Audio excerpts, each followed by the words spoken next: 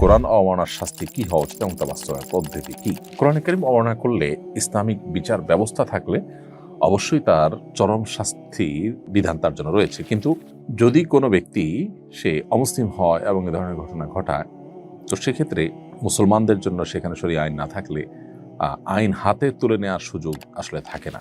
তবে আরো কয়েক বছর আগে আমরা সম্ভবত ফ্রান্সের কোনো একটি ব্যক্তির কথা শুনেছি যে সড়ক দুর্ঘটনায় সে মারা গেছে এবং অত্যন্ত বাজেভাবে মারা গেছে, এবং সেও এই ধরনের ক্রিয়াকর্ম করেছিল, নবী সাল্লাল্লাহু আলাইহি ওয়াসাল্লাম বর্ণনা করেছিল। এগুলো তাদের প্রাপ্য দুনিয়াতে আল্লাহ তাআলা খুব কিঞ্চিতই আমাদেরকে দেখান। এর আসল প্রাপ্য আসল শাস্তি তো জাহান্নামে হবে। আল্লাহ তাআলা আমাদেরকে রক্ষা করুন সেসব থেকে। আইনুল হক আপনি লিখেছেন, আমার বাবা বাসায় অজু করে জুমার নামাজ পড়তে যাবার সময় মসজিদের কাছাকাছি যাবার পর একটি মোটরসাইকেল এসে ওনাকে লাগিয়ে দেয়। হাসপাতালে নেওয়ার পর তিনি মারা যান। বাবা শহীদের মর্যাদা পাবেন কিনা?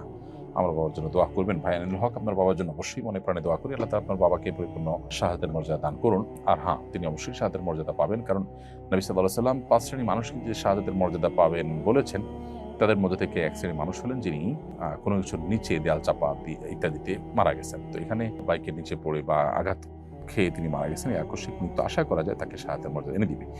যেতে চায় নবীর দেশে আইডি থেকে আপনি লিখেছেন, বাবার প্রচুর ঋণ থাকার কারণে আমার বিয়ে করাচ্ছেন না। ঋণ থাকা অবস্থায় বিয়ে করা কি জায়েজ?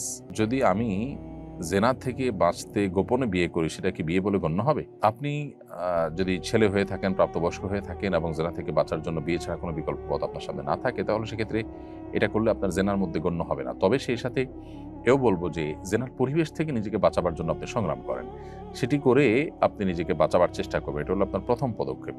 সেই পদক্ষেপে যদি আপনি সাকসেস না হন এবং সেটা যদি আপনার জন্য দুঃসাধ্য হয়, তাহলে সেক্ষেত্রে আপনি বিবাহের উদ্যোগ নিতে পারেন।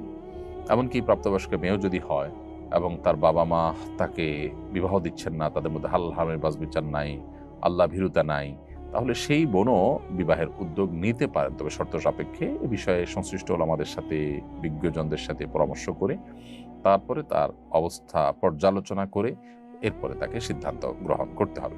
মাহফিলের পোস্টারে বক্তাদের ছবি প্রিন্ট করা সঙ্গত মনে করেন কিনা?